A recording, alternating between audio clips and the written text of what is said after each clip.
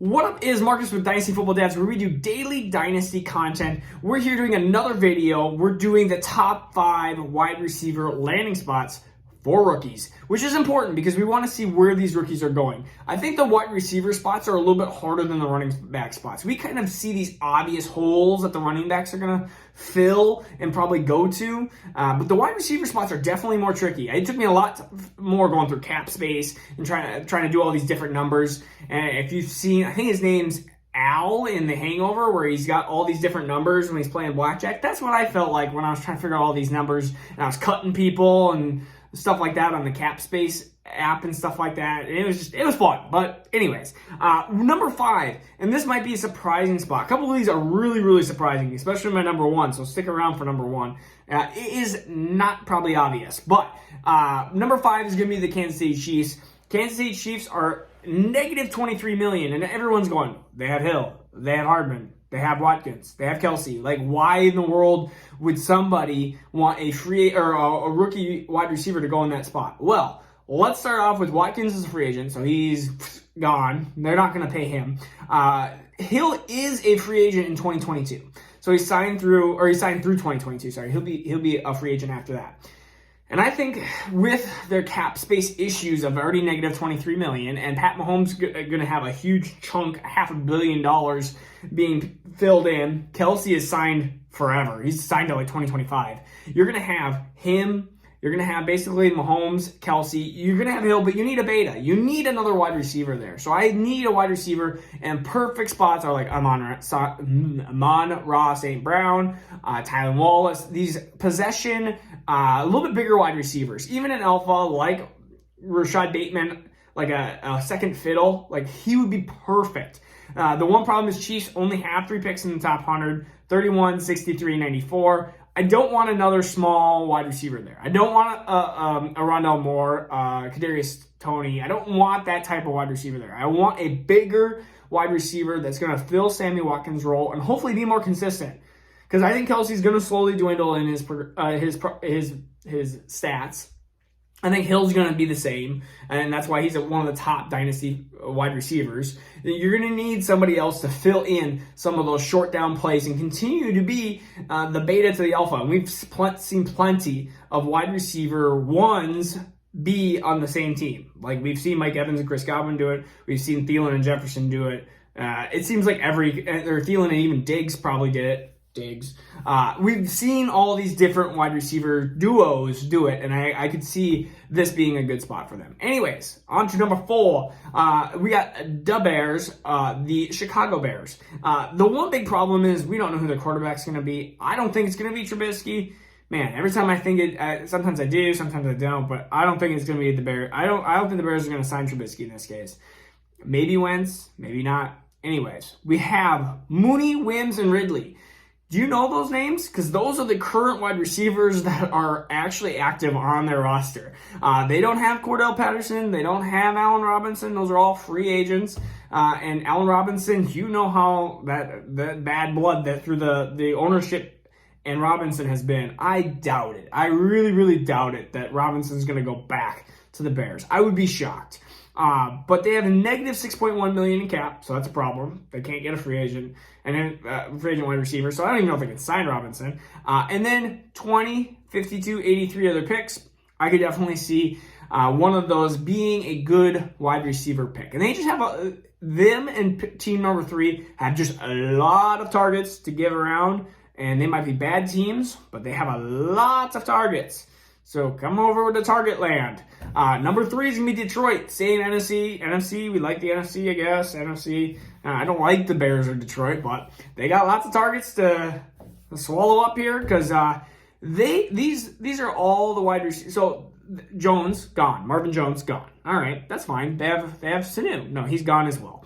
Kenny Golladay, he's gone. Okay, well, at least we got Danny Amendola. No, he's gone as well. They literally have no one. They have Quintus Cephas, which he is in my buy now category because I think he'll be a good beta to somebody's alpha, but we need an alpha. We can't just make up an alpha. Like, they have 6.2 million in cap space. They don't have that much in cap space. They do have picks, 7, 41, 72, 88, 102. They have a lot of picks, But like we need an alpha. Detroit needs an alpha here. So or else Goff is going to be throwing it to Hawkinson a lot and maybe Swift, which is fine, but like, yeah, you're not going to re-sign probably one of those 4 guys I just said. And if they sign Amendola, for $2 million or $1 million, all right, there you go, cool. But you still need an alpha, and then Amendola can be so you got alpha, beta, something delta. What's C? Comment if you know what C is. I don't know. Alpha, beta, something, delta, whatever. They'd be the C. The Amendola would be the C. All right, anyways. We have gotten off path here. Number 2, which is another top landing spot, of course, is Miami. And Miami, they do have a couple wide receivers I do like. They have, Albert Wilson has a lot of money tied with the team, and I think he'll be probably cut here. They have Devontae Parker, who is 28, and they're going to have him till 2023. Parker, I think, is a decent wide receiver, but he's only showed it once. And so they really need somebody that is also on the other side, which Preston Williams, who's been recovering from injury, and he had his ACL, and then he's had more injuries this last year. He is signed to 2021. He was an undrafted free agent. It'll be interesting to see what he gets money-wise.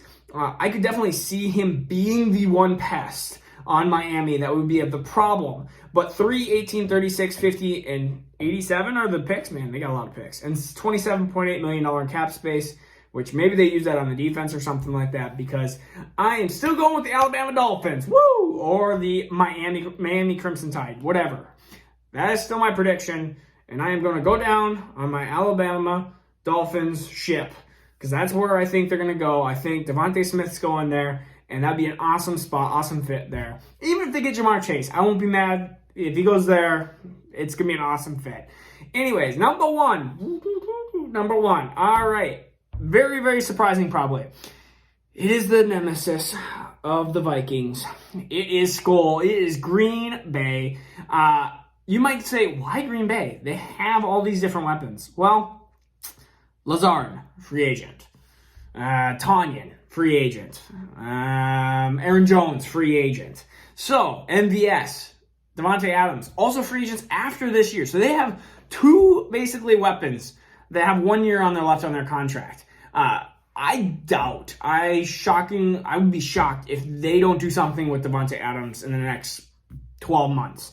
But again, like we talked with Kansas City, you can have a beta to an alpha, and if you find like Devontae Adams and like, what was it, Jordy Nelson, and then Jordy Nelson was the beta to Donald Driver, or maybe it was Greg Jennings, and then Greg Jennings and Donald Driver. They just do alphas and betas. It's the same with the Falcons. The Falcons had Roddy White, then came Julio. He was beta. He turned into the alpha. They got Calvin Ridley. He's the beta. Calvin Ridley, maybe now the alpha. Maybe they get a beta. Maybe. Well, we can put them at Team 6. But anyways, but Green Bay has like no one on contract after 2021. We'll see what that is. Negative $28.2 million in cap space.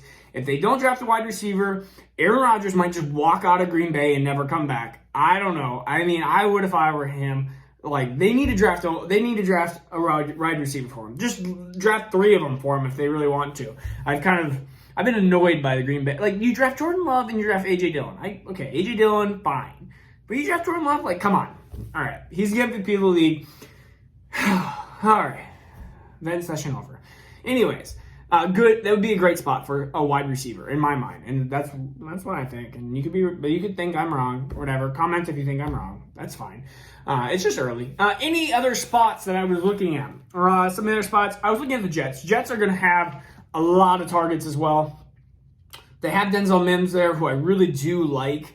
Again, we don't know what their quarterback situation is going to be. I've seen a lot of people go to the Giants, Texans, maybe if Deshaun Watson stays. They have no picks. They really have like nothing. Cardinals could be a really good beta spot to Nuke's alpha, but he's going to be there for a while. That's my only problem versus what I think like the Packers version, like Adams is getting a little bit older than Nuke, so like I think Adams will be go down quicker than Nuke. Chargers, but Mike Williams is still there for another year, but he's got a lot of money on his contract, so we'll see about that. I think that is it. Yeah. that's it for now. We might come up with a new video in a couple weeks and be like, we have new landing spots. Free agents win everywhere. Actually, no, it won't, because we got the league year hasn't started yet. That's in like a month. So, all right, this is Marcus with Dynasty Football Dads, where we give you daily Dynasty football. Please subscribe if you haven't so you can see this face, and we do this daily. All right, see you tomorrow.